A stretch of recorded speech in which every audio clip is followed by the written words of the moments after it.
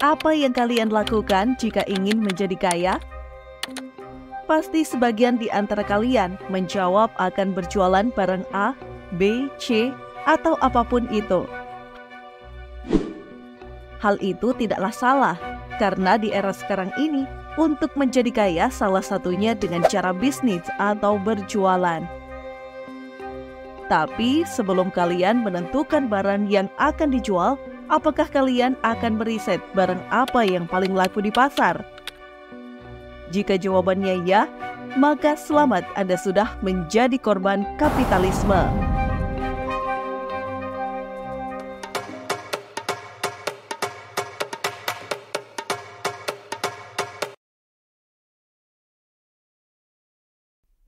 Kapitalisme sering dianggap sebagai salah satu ideologi yang bisa mewujudkan kesejahteraan manusia.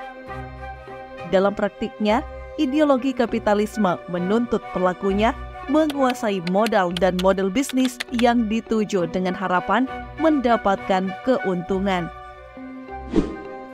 Kapitalis sendiri merupakan kata yang mengacu pada seorang pemilik modal, sementara pemahamannya disebut dengan kapitalisme.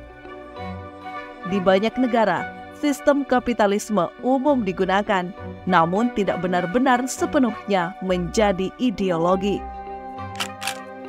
Pemerintah tidak bisa mengintervensi ideologi kapitalisme, sehingga sistem kapitalisme dicampur dengan sistem ekonomi lain agar roda perekonomian dapat berjalan dengan baik.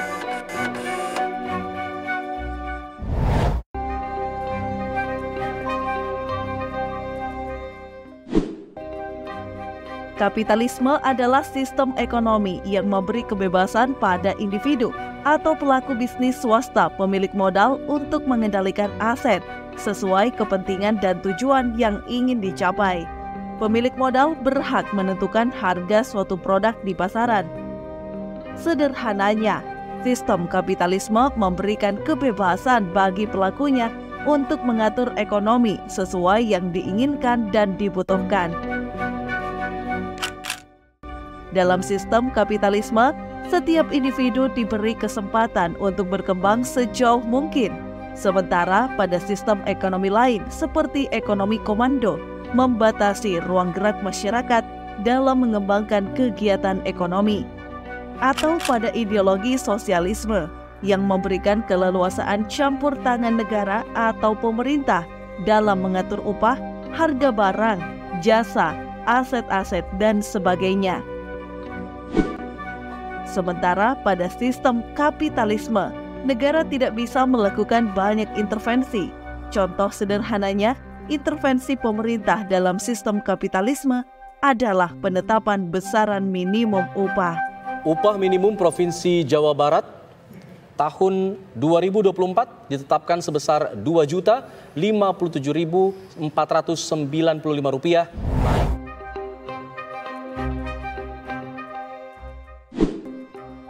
Di pasar lokal yang ramai, terdapat sejumlah pedagang barang-barang elektronik yang saling bersaing untuk menarik perhatian pembeli.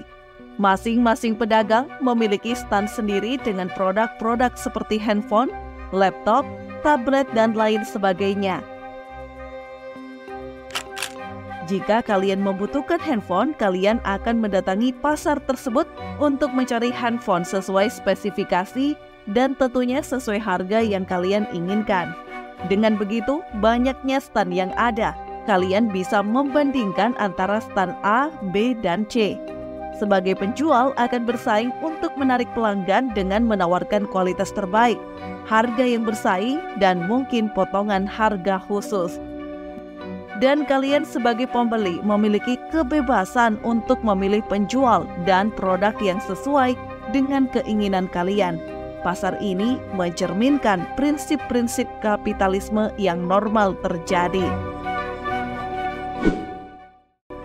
Tapi kalian pernah berpikir nggak, kenapa ada seseorang yang sudah memiliki handphone dan handphone tersebut masih layak digunakan, namun seseorang itu membeli handphone lagi dikarenakan pabrikan tersebut mengeluarkan seri handphone terbaru?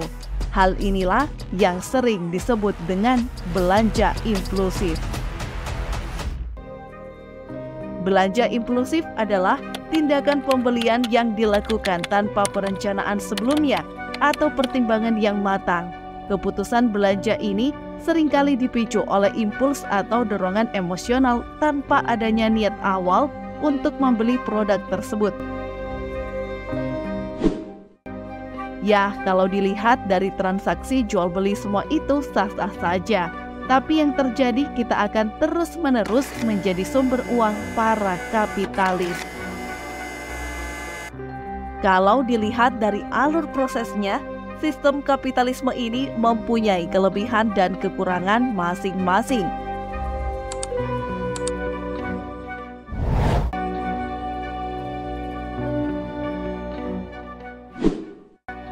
Walau kerap dinilai merugikan banyak orang, khususnya pemodal kecil atau tanpa modal, sistem kapitalisme mempunyai kelebihan. Kompetisi. Kapitalisme memicu timbulnya kompetisi bisnis. Para pemilik modal akan bersaing menghasilkan barang dan jasa dengan harga terbaik yang bisa ditawarkan kepada konsumen. Inovasi. Persaingan produk di pasar bebas secara tidak langsung memicu terjadinya inovasi produk. Inovasi bisa dianggap sebagai penentu keberlangsungan sebuah bisnis. Harga. Persaingan tidak hanya menciptakan inovasi, namun persaingan harga jual. Pada sistem kapitalisme, setiap orang berhak memutuskan uang yang akan dikeluarkan untuk membeli suatu barang atau jasa. Efisiensi. Efisien dalam sistem kapitalisme berdampak pula pada produktivitas. Kapitalisme membuat seseorang bekerja lebih cerdas untuk menghasilkan suatu produk barang atau jasa dengan modal minim namun keuntungan maksimal. Meski memiliki banyak keuntungan, sistem kapitalisme juga memiliki kekurangan.